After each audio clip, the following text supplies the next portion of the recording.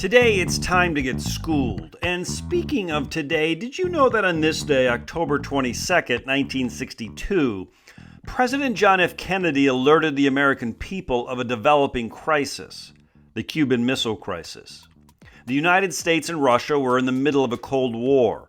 Our militaries were not actively engaged, but our political, economic, and social values were involved in a global competition. The United States, believing in the domino effect, felt it had no choice but to contain Russian communism whenever and wherever it popped up its head.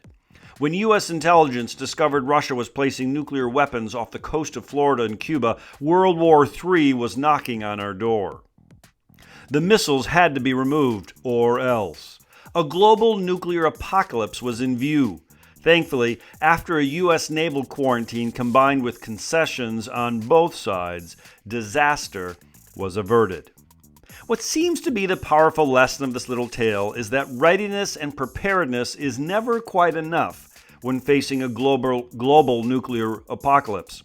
What is needed more than anything else is wisdom, a willingness to compromise, and above all, the foresight to listen to our diplomats.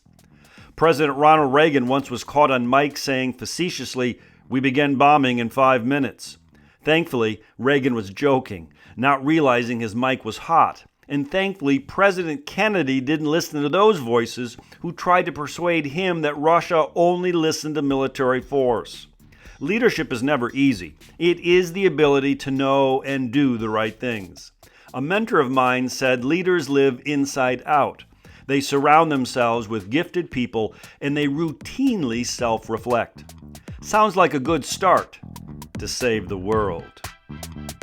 Psst, it's Prologue with Mr. Review. It's a podcast that is actively digging tons of earth to find an ounce of gold, striving for a more perfect union.